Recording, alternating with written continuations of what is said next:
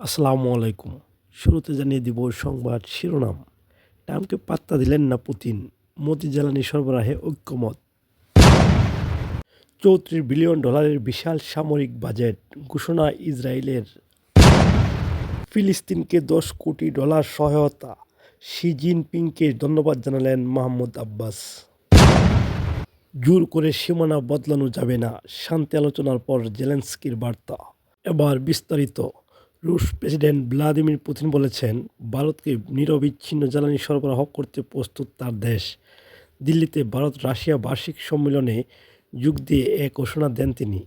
মার্কিন প্রেসিডেন্ট ট্রাম্পের তীব্র চাপের মধ্যেও পুতিন ও ভারতের প্রধানমন্ত্রী নরেন্দ্র মোদি প্রতিরক্ষা সম্পর্ক পুনর্গঠন করার বিষয়ে একমত হন।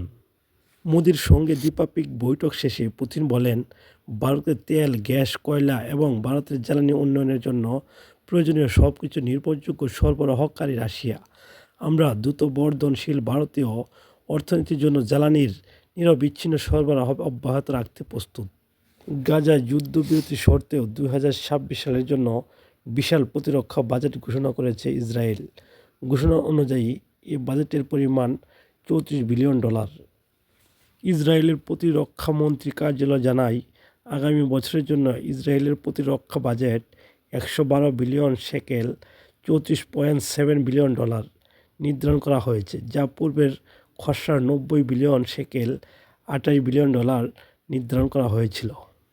ফিলিস্তিনকে $10 কোটি 100 মিলিয়ন মার্কিন মানবিক সহায়তা দেওয়ার ঘোষণা দেওয়ার চীনের প্রেসিডেন্ট শি জিনপিংকে ধন্যবাদ জানিয়েছেন ফিলিস্তিনের প্রেসিডেন্ট মাহমুদ আব্বাস। এক চিঠির মাধ্যমে চীনা প্রেসিডেন্টের প্রতি এই গভীর কৃতজ্ঞতা প্রকাশ করেন তিনি। এই অর্থ গাজা উপত্যকার মানবিক সংকট নিরসন এবং সেখানকার প্রাথমিক পুনরুদ্ধার ও পুনর্গঠন কার্যক্রমে ব্যয় করা হবে। চিঠিতে প্রেসিডেন্ট আব্বাস উল্লেখ করেন, চীনের এই উদার উদ্বেগ ফিলিস্তিনিদের প্রতি তাদের ন্যায় বিচার ও অবিচল সমর্থনের বহিঃপ্রকাশ। মাহমুদ আব্বাস বলেন, ফিলিস্তিনি জনগণের অধিকার রক্ষা, মাটিতে তাদের টিকে থাকার সংগ্রাম এবং দখলদার বাহিনীর আগ্রাসন ও অবৈধ বসতি স্থাপনকারীদের বৈধ আচরণের প্রভাব মোকাবেলায় চীন গুরুত্বপূর্ণ ভূমিকা পালন করেছে।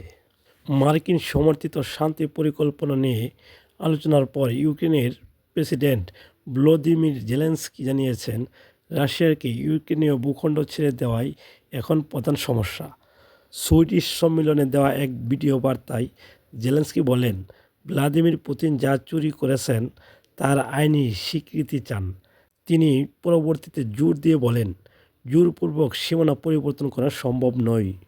ডোনাল্ড ট্রাম্প এ বিষয়ে মন্তব্য করে বলেছেন, চোখে না দেখা পর্যন্ত বিশ্বাস করবেন না, তবে ভালো কিছু হয়তো ঘটতে যাচ্ছে। গত সপ্তাহে ইউরোপীয় নেতারা 28 দফার এই শান্তি পরিকল্পনার সমালোচনা করে বলেছিলেন, এটি রাশিয়ার প্রতি অতিরিক্ত পক্ষপাতমূলক। যুদ্ধক্ষেত্রের ইউক্রেনীয় সৈন্যদের মধ্যে এই পরিকল্পনা নিয়ে মিশ্র প্রতিক্রিয়া দেখা গেছে। বিবিসি তাদের সঙ্গে কথা বলে জেনেছে, কেউ কেউ একে লজ্জাজনক বলেছেন, আবার কেউ কেউ প্রশ্ন তুলেছেন, যদি এতে যুদ্ধ থামে তবে কি তা মেনে নেওয়া উচিত নয়? সম্মানিত ভিউয়ার্স, যাতে আপনাদের কাছে সঠিক খবর পৌঁছে দিতে পারি সেই জন্য আমার জন্য সকলেই দোয়া করবেন। ভিডিওটি একটি লাইক দিয়ে চ্যানেলটি সাবস্ক্রাইব করে রাখবেন। আসসালামু আলাইকুম।